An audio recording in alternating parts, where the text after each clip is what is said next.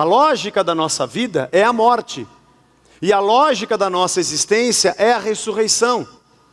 A morte da lógica de que eu estou no centro do mundo e tudo vem para mim. Não. Agora é lógica de que tudo que eu tenho eu perdi. E eu não sou o centro de tudo. O centro se chama Jesus Cristo. Existe uma lógica maior guiando a nossa história. Esta é uma reflexão que vai transformar a forma como você enxerga a vida. Assista até o final e compartilhe para abençoar outras pessoas. Qual é a lógica da sua vida? Por que você faz o que faz e por que você é o que é? Quais são os mecanismos internos que governam as tuas decisões? Por que é que você, quando está diante de uma opção que você tem que fazer, você vai por aqui e não por ali? E como é que chega numa outra situação muito semelhante, em vez de você ir por aqui, você vai por ali? E alguém te pergunta, qual é a lógica da tua decisão? Bom, como nessa situação você fez essa decisão, eu achei que nessa daqui, pela lógica, você faria. Aí você rompe essa lógica. Não que eu ache que a vida inteira você vai ser uma pessoa balizada por uma razão irredutível ou, sei lá, tão concreta que não possa ser mudada, não é isso. Mas se nós somos cristãos e temos a palavra de Deus em nós, significa que nós temos uma lógica. A palavra a qual Cristo é identificado, é a palavra logos, que significa raciocínio, pensamento, significa cálculo, significa plano, significa projeto. Foi Heráclito, 400 anos antes de Cristo, que veio dizer que o logos, filosoficamente, deveria ser a razão primeira de todas as coisas que existem. Porque tudo que existe, existe a partir de alguém. Tudo que acontece, acontece por uma causa. E quando por uma causa você se torna alguma coisa, você também causa outras. Mas a primeira deveria ser uma causa que não tivesse sido causada por nada. Era uma primeira absoluta. Nada causou, mas a partir dela, todas as coisas ganhavam a causa. Então ele chamou isso de logos, um termo filosófico. É por isso que João, quando escreve o Evangelho, parece que ele faz um diálogo com a filosofia da época. E ele pega o termo que era filosófico dos gregos e bota isso aí no seu Evangelho, dizendo, sabe aquele negócio que você falou do logos? Que é um plano, um projeto, um raciocínio, uma ideia, uma inteligência, um cálculo, um pensamento. Sabe aquilo que você falou? É isso aí mesmo, cara. E os gregos, é isso aí, nós acertamos, acertaram. Porque esse logos, a única coisa que vocês não sabiam é que esse logos, que não foi causado por ninguém e causa todas as coisas, ele é o princípio fundamental de tudo, ele tem um nome, ele chama Jesus. Porque o logos estava com Deus desde o princípio, e o logos era Deus. Todas as coisas foram feitas por intermédio dele, e sem ele nada do que foi feito se fez. E ele se fez carne e habitou entre nós. A palavra lógica, ela é uma derivação do logos. O que tem lógica é o que tem o raciocínio, o pensamento, o plano, o cálculo. A palavra de Deus dentro de nós é o próprio Cristo, afinal de contas ele habita em nós. Não sei se você se lembra, mas Paulo disse que as tábuas da lei, que eram leis escritas em tábuas de pedra, agora que Jesus habitava em nós, eram leis que estavam escritas em tábuas de carne, dentro do nosso coração. Aqui a gente tem a ideia da transformação, de que aquilo que eu sou, já não sou mais o que eu sou, mas o que ele escreveu dentro de mim. A minha lógica mudou. Bom, quando João Batista pregou e disse, arrependei-vos porque é chegado o reino dos céus, a palavra arrependei-vos, ou o verbo se arrepender, ou o substantivo arrependimento, metanoia, significa mudança de mente. É uma chave que gira e você muda a sua lógica. o cristianismo, ou melhor, a fé cristã, a vida no evangelho, não é uma questão de obrigação. Não, você não vem na igreja para aprender novas regras e novas leis, e às quais você é obrigado a obedecer, porque se você não obedecer, alguém vai vir e vai te dar uma lapada.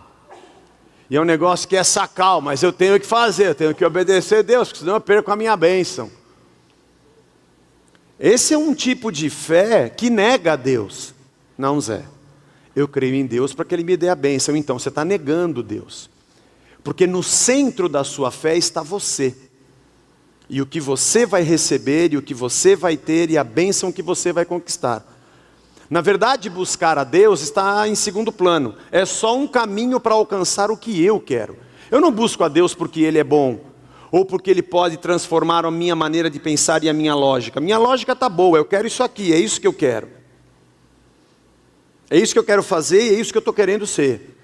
Eu só quero um caminho para conseguir o que eu quero. Então Deus se transformou apenas num balcão de negócios, onde eu o procuro para que Ele me dê aquilo que eu preciso. Essa não é a lógica da fé cristã. Quem pensa assim não tem o logos dentro de si. Não tem a ideia de Deus, a mente de Cristo. E a mesma frônesis, o mesmo nós traduzimos como sentimento que houve em Cristo Jesus, mas é mais amplo do que isso. A mesma razão, a mesma atitude, o mesmo impulso, o mesmo querer que estava em Cristo. Agora a gente começa a entender porque que Paulo diz que não vivo mais eu, mas Ele vive em mim. A carcaça, na verdade, sou eu. Mas a lógica do meu pensamento, o meu querer e o meu realizar já não são mais os mesmos. Porque apesar de eu ser eu já não sou mais eu. Porque agora Ele passou a habitar em mim. Não é uma questão dele me obrigar a fazer as suas leis, é que Ele escreveu as suas leis dentro de mim. O Logos me deu lógica. O Logos me deu uma razão e um pensamento diferente. A maneira como eu encaro a vida, é isso que a gente chama de cosmovisão, o jeito que eu enxergo o todo, o cosmos, mudou. E agora quando eu bato o olho nas coisas, elas alcançam uma outra amplitude, porque eu tenho um outro conceito dentro de mim. Mas vamos ler o que está escrito, o que Paulo fala aos Filipenses 2:12 e em diante. Ele que não estava próximo aos Filipenses, eu não sei se você se lembra, vou passar aqui, mas muito rápido. A gente fez uma série ainda lá no sindicato, falando sobre as lições do caminho. Paulo ia fazer uma viagem missionária. Ele briga com Barnabé, porque Barnabé queria levar João Marcos, e João Marcos já tinha dado um chapéu neles da outra vez, deixou eles no meio do caminho, os dois brigaram, e Barnabé, está lá em Atos 16, Barnabé vai para um lado para João Marcos, e Paulo vai para outro. E quando ele ia para a Ásia, de noite ele tem um sonho, e ele vê um homem macedônio, da região, obviamente, de Filipos, que dizia assim: passa a Macedônia e ajuda-nos. Ele acorda de manhã e fala: galera, quem está com ele na viagem, acho que era Lucas, Silas, ou era Timóteo, whatever. Depois você lê a Bíblia, irmão, você vai querer que eu conheça a Bíblia também para pregar. Ele pega, só faltava essa agora. E aí ele pega e fala: não é para a gente ir para lá, para a Ásia, Deus quer que a gente vá para o lado da Macedônia. E eles chegam em Filipos. E aí eles chegam lá, sabe como é que é? Imagina como é que era. Você chegar, não, vou começar aqui a falar. Obviamente Paulo procurava as sinagogas onde tinham os judeus, mas ele vai no rio e encontra um monte de mulher lá. E uma delas era vendedora de tinta, de tecido, de púrpura, chamava-se Lídia. E ela tinha uma reunião na casa dela. Pô, louco demais. E aí ele pega e... legal, vamos começar por aqui então. Acho que Deus mandou a gente para cá. E ali começa uma pequena comunidade. Negócio sensacional. Foi nessa cidade que tinha uma mulher que dava lucro para os seus senhores, porque ela adivinhava, e os caras mantinham a mulher ali, ela era presa a espíritos adivinhadores, e os caras ganhavam uma grana, e Paulo vai, ele e o Silas, e libertam a mulher, meu. Aí causa um forrobodó danado. Bom, para concluir a história, os dois vão presos, meu. E os caras apanham, que nem gente grande. Só que eles não sabiam que Paulo tinha uma carteirinha. A Ultrafarma. Não, estou brincando. Ele tinha uma carteira, ele era cidadão, brincando na carteira, ele era cidadão romano. Ele tinha um título de cidadania romana. Um romano não poderia ser tratado dessa forma. Era o Império Romano que dominava. Não se esqueça. Ele tinha que ter um julgamento justo. Ele não podia ser preso dessa maneira, não podia ser açoitado da maneira como ele foi, nem ser preso. Mas a Bíblia diz que de noite eles cantavam hinos. Ele e os Silas, ao invés de estar resmungando, falando palavrão, eles estavam só ali cantando louvores a Deus. E aí veio um terremoto. Isso é a coisa mais louca que eu já vi no mundo. O terremoto quebra as cadeias, o terremoto quebra as paredes, mas soltou as cadeias. Os caras ficaram livres. E o carcereiro entra querendo fazer um araquiri. Falou, vou me matar porque todo mundo fugiu. Para ela falar assim, não se mata, que está todo mundo aqui, galera, ninguém foi embora. O carcereiro, ao invés de ficar preocupado e falando, que Deus incrível que deu o terremoto, ele não se espantou com o Deus do terremoto, ele se espantou com o Deus que estava dentro de Paulo. Como é que vocês não fugiram? Como é que vocês estavam cantando? Nós é que somos o tipo de gente que ficamos mais impressionados com as coisas que acontecem nas paredes do que com aquelas que acontecem dentro da gente. Aliás, as pessoas procuram as igrejas para ver sinais, e nelas não há sinal algum do reino. Continuam as mesmas pessoas. Bom, aquele carcereiro leva Paulo para casa, cuida das feridas dele e fala assim, o que eu preciso fazer para ter o Deus que vocês têm? Não pelo terremoto, mas para ser como vocês são. As pessoas não vão conhecer a Deus pelo tipo de sinal que acontece na nossa vida, apesar de que eles acontecem. O pai de santo também faz sinal, a feitiçaria também faz sinal, a macumba faz sinal. Bom, as coisas espirituais acontecem e tem gente que acha que manipula essas forças espirituais com os seus trabalhos, enfim. Se eu acho que eu preciso de ter um sinal para que a pessoa creia que Cristo existe, eu estou pelo caminho errado, porque depois que acontecer o sinal, ela vai dar créditos a qualquer outra pessoa, menos a Deus. Mas quando ela conhecer você e ver que Deus está dentro de você, essa prova é irrefutável. Você não é a mesma pessoa, você tem uma outra lógica, você não fugiu. Você tem uma outra lógica, você estava preso, estava cantando. Você tem uma outra lógica. E o pior é que eu descobri que você é cidadão romano e você nem esperneou. Relaxa. De manhã vieram os caras e pediram perdão para Paulo e soltaram ele porque ele era cidadão romano. Ele passa na casa da Lídia. A carta que ele escreve aos Filipenses é uma carta feliz, é uma carta alegre. Ele tinha amigos ali. A pequena igreja, a comunidade que começou ali, depois Paulo foi para outras cidades. Mas aquilo que aconteceu ali, eu imagino, na minha ótica, que Paulo tinha um carinho muito especial. E a igreja que nasceu em Filipos, nasceu debaixo de paulada. Nasceu com sangue, suor e lágrimas. Ou agora no carnaval, sangue, suor e ouriço. Sei lá, a coisa foi difícil. Ele levou muita lapada no lombo. E o amor que ele tinha por aquele lugar, imagina, qualquer outra pessoa diria, aquele sonho era do diabo, aquilo não era sonho de Deus, Deus mandou vir para Macedônia, chega aqui eu apanho.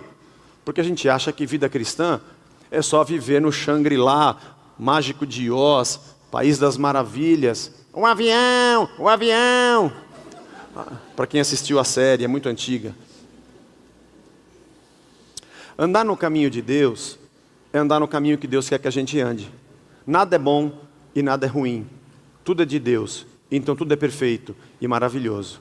Quando a gente acha que é bom, pode ser que seja bom mesmo. Às vezes a gente acha que é bom e se mete em cada furada porque era coisa do Satã. E tem coisa que a gente acha que é ruim e Deus fala, não sabe nada. É esse caminho que vai te levar ali. Bom não é eu tentar criar minha própria lógica, mas é eu deixar que o Cristo que habita em mim coloque dentro de mim a sua lógica, porque Ele é o Logos. E as minhas decisões podem ser estranhas ao mundo, mas elas fazem todo sentido para quem serve a Deus. Qual é a lógica da sua vida? Paulo diz, assim pois, amados meus, ele estava longe dos filipenses, como sempre obedecestes, não só na minha presença, e provavelmente ele estaria preso, e ele tinha vontade de reencontrar os filipenses. Dá até um negócio quando a gente lê essa carta, porque no fim ele morreu e nunca mais voltou lá, mas ele diz que ele tinha saudade deles e gostaria de vê-los outra vez. Mas vamos prosseguir. Não só na minha presença, mas muito mais agora na minha ausência, desenvolvei a vossa salvação com temor e tremor, porque Deus é quem efetua em vós tanto o querer como o realizar. Olha só, é Deus quem efetua em vós É uma outra lógica, é Deus quem coloca dentro de você o querer e o realizar. O que você quer e o que você faz não é mais a lógica que você tinha, porque é Deus que faz isso dentro de você, segundo a sua boa vontade. Então façam tudo sem murmuração nem contenda, não fica brigando contra aquilo que Deus está fazendo dentro de você.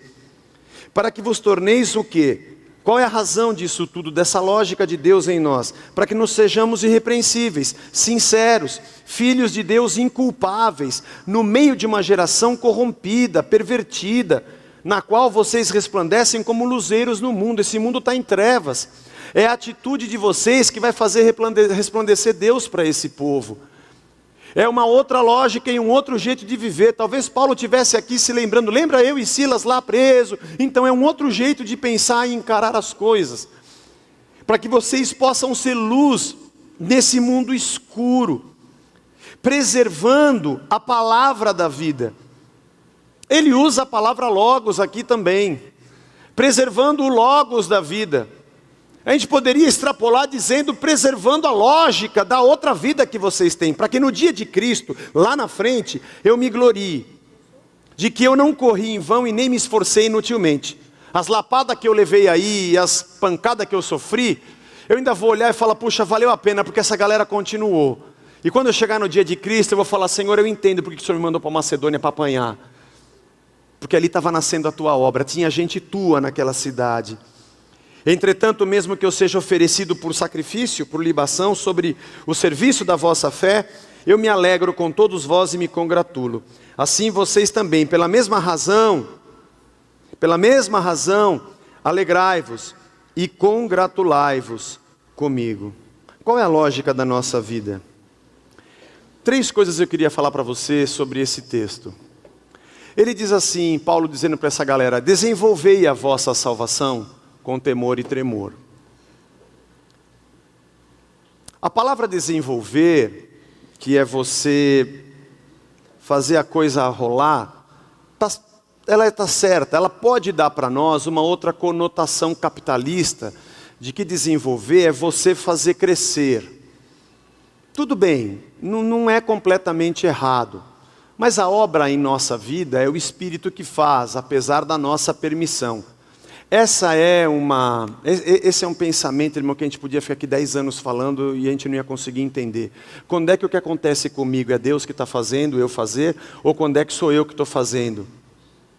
Porque tem hora que eu faço uns negócios que eu tenho certeza que é Deus que está fazendo, e tem horas que eu faço uns negócios que eu acho que só eu que estou fazendo. Geralmente quando está errado, é a gente que fez, viu, irmão? Geralmente é assim.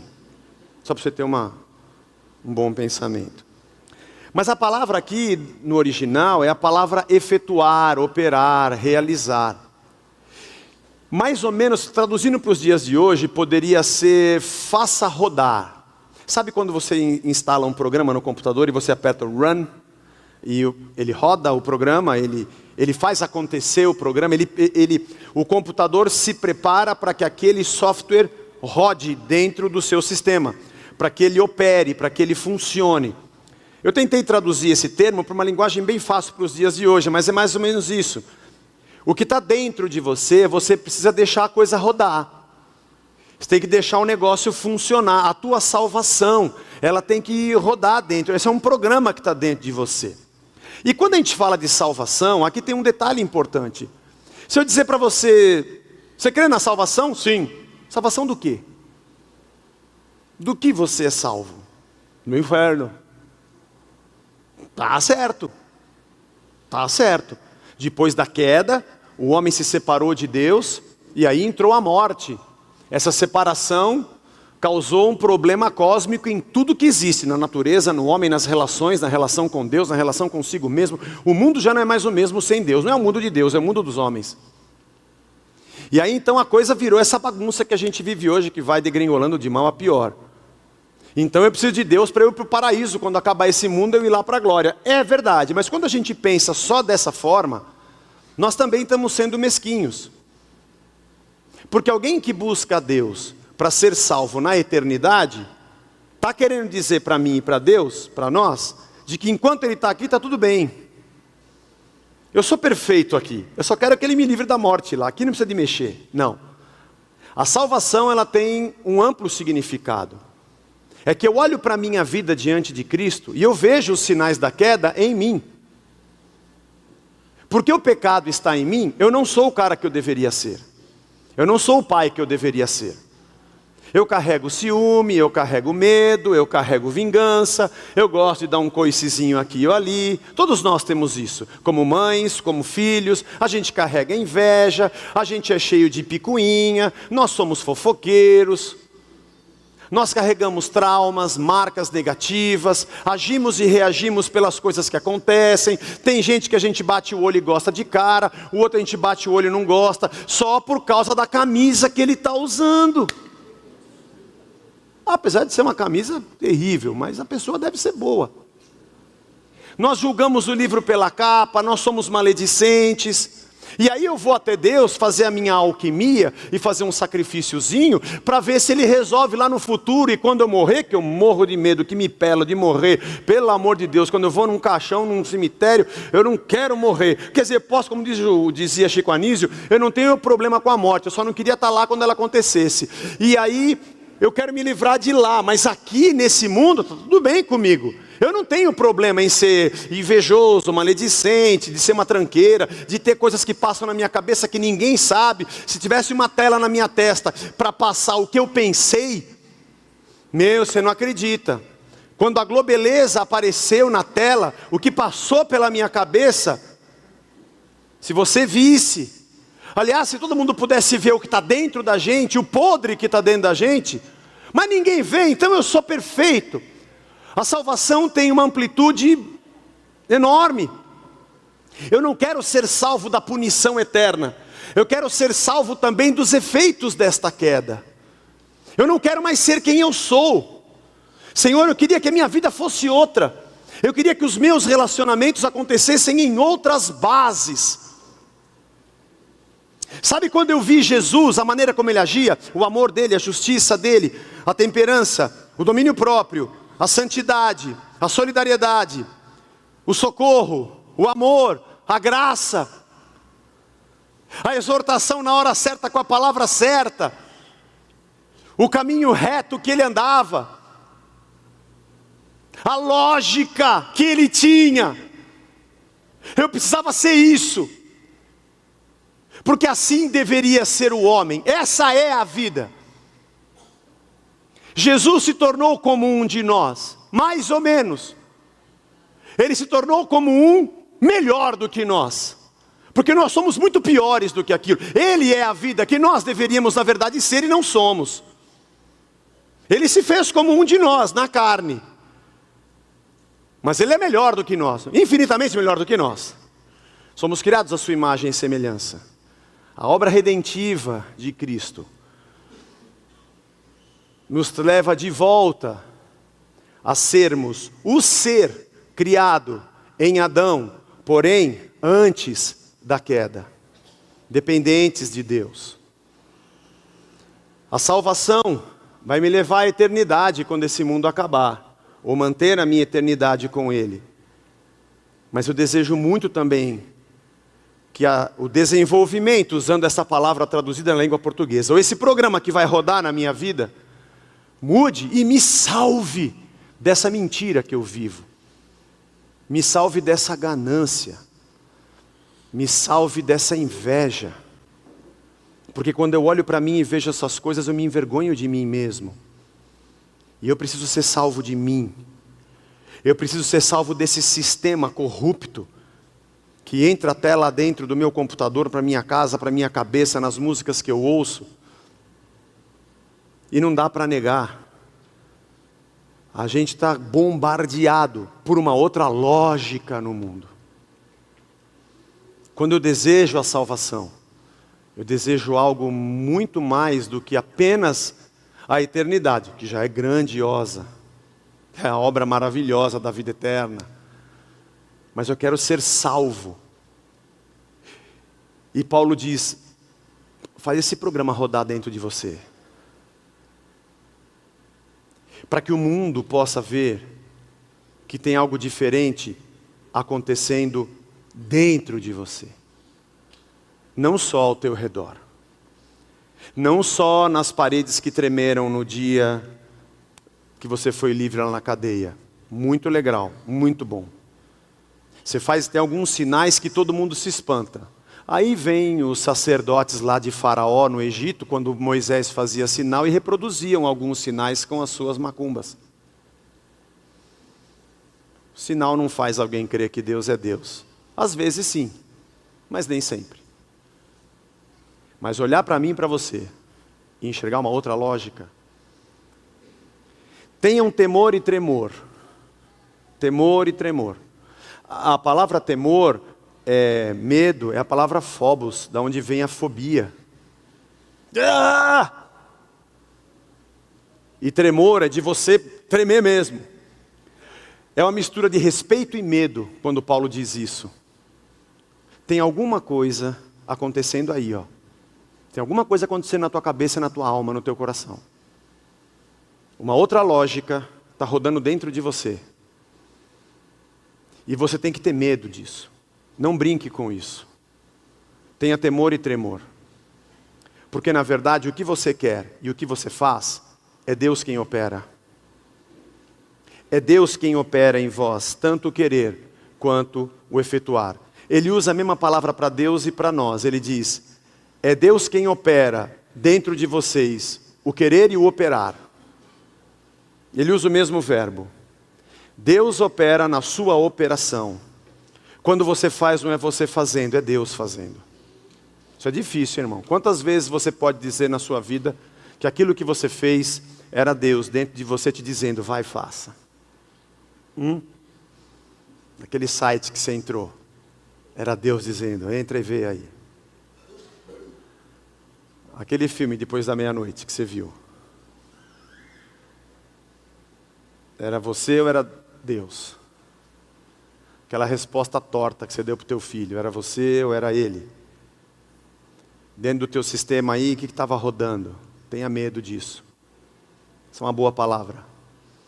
Tenha temor e respeito. Tem alguma coisa muito séria acontecendo na sua vida. A outra lógica, o Logos, a palavra de Deus, está mexendo com você.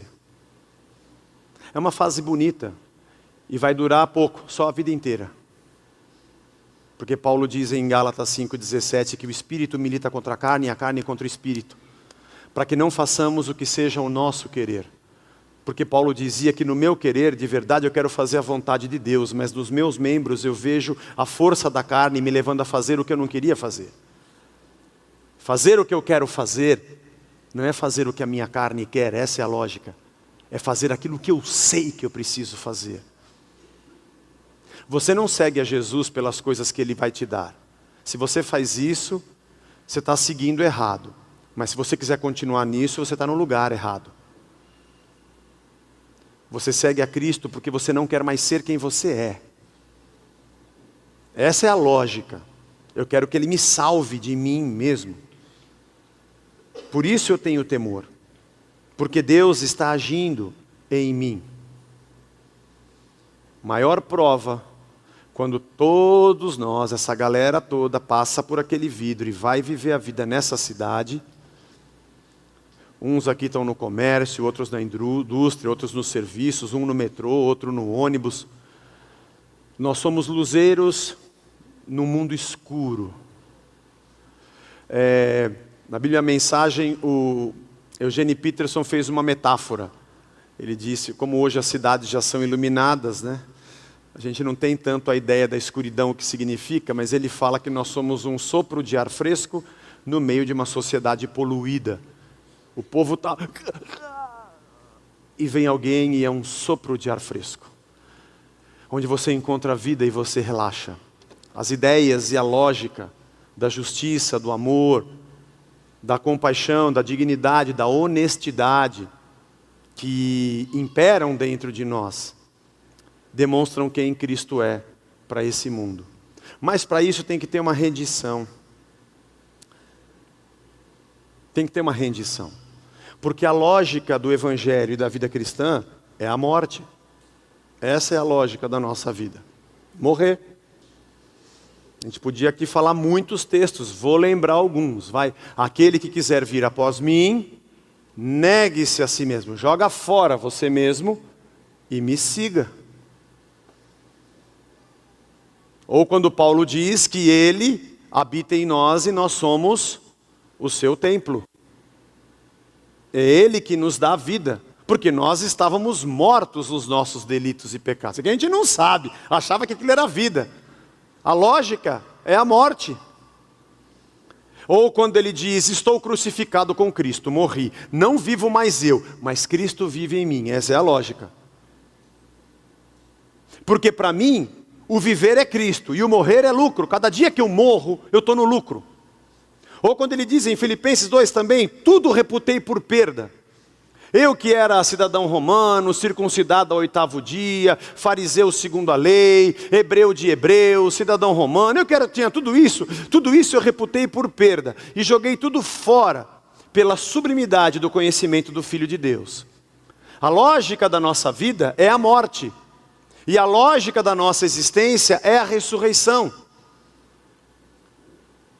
Muita gente pensa só nas coisas materiais e diz, eu vou viver de glória em glória. Hoje eu compro um carro, amanhã eu compro outro, amanhã eu compro um lado, e depois eu vou ampliar, eu vou matar, roubar, destruir. É coisa do diabo, pô.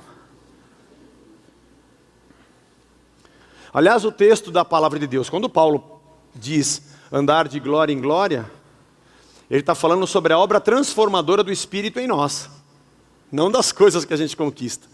É que você ouve a pregação, que o cara lê o versículo, mas você depois não lê em casa para ver se ele está falando besteira ou não. Não faça isso, se você quiser continuar gostando da pregação dele. Se não, você começar a ler a Bíblia, vai estragar a sua fé. Porque de glória em glória, é de morte em morte. Porque Paulo diz, por amor de ti somos entregues à morte o dia todo. A lógica da nossa vida é a morte. E a lógica da nossa vida é a ressurreição.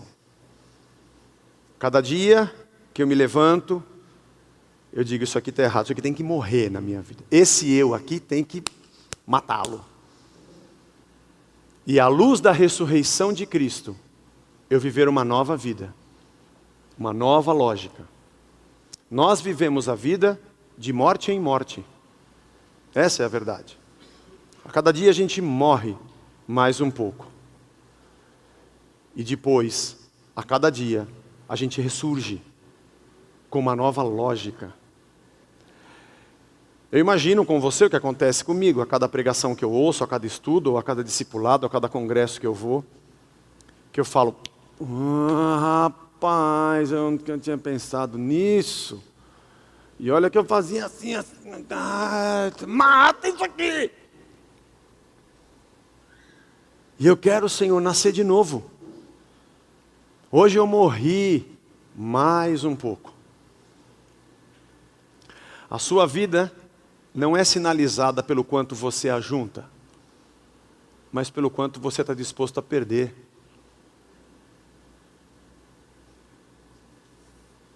Abraão, sai da sua terra, sai da sua casa. Davi, vai para o deserto, e não é aí em Jerusalém. Relaxa, José, pode deixar tudo para trás, ainda que você seja escravo no Egito. Coragem, Paulo, assim como você deu testemunho de mim em Jerusalém, eu vou te tirar daí. Você vai para Roma. Não vai para a Ásia, passa a Macedônia e ajuda-nos. Ô discípulos, deixem para trás os barcos e as redes e venham comigo. E quem quiser vir após mim, negue-se a si mesmo. O que eu faço, Jesus, para herdar a vida eterna? Cumpre os mandamentos. Isso eu já faço. Bom, então agora joga fora a sua vida. Morra. Venda o que você tem, dá para os pobres. Eu não estou interessado nisso. Quer que eu dou oferta para a sua igreja, Jesus? Não, minha igreja não é feita de dinheiro, ela é feita de gente. Pode dar para os pobres, dá para quem precisa. Aí você vem e me segue. É que agora eu não posso, porque eu quero cuidar dessas coisas aqui. Deixa os mortos sepultarem os seus mortos. Se você não tiver afim de jogar fora o que você é, para começar de novo, o que você está querendo não se chama Jesus, deve ser uma outra coisa. Porque a lógica da nossa vida é a morte. A morte de todo o comando do nosso próprio pensamento sobre nós. A morte da lógica de que eu estou no centro do mundo e tudo vem para mim. Não. Agora é lógica de que tudo que eu tenho eu perdi. E eu não sou o centro de tudo. O centro se chama Jesus Cristo.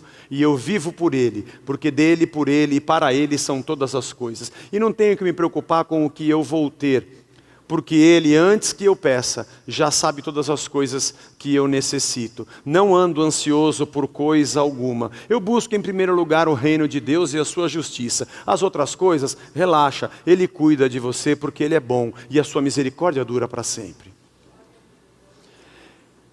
Paulo está lembrando os irmãos de Filipenses de que todos os dias, a morte e a ressurreição, essa lógica da salvação, que me desliga da vida, da lógica desse mundo, e me prende a Deus e a sua lógica e a sua razão, possa imperar na minha vida.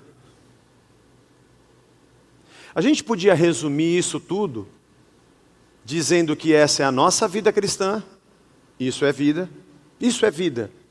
O resto não é vida. A gente chama de vida, mas isso é vida. E poderíamos também dizer que essa é a nossa missão. Porque a maneira mais eficaz de você pregar Cristo é você vivê-lo, aonde você estiver. Começando dentro da sua própria casa. Não vai dar tempo de a gente falar sobre isso. Mas a dádiva do tempo que Deus nos deu, é porque só através dele que a gente consegue desenvolver a nossa vida. Tudo leva um tempo. E esse tempo tem que ser vivido no Senhor. Porque Ele é a nossa vida, enquanto a nossa vida é a nossa morte. Queria convidar você nessa manhã a compreender, abrir o seu coração e compreender que é Ele quem opera em nós o querer e o realizar. Nem sempre o que você quer é o que você deveria querer. E nem sempre o que você faz é o que você deveria fazer. Se a lógica da sua vida está centrada na sua satisfação, esse é um grande problema porque você é o centro da sua vida e você é o seu próprio Deus.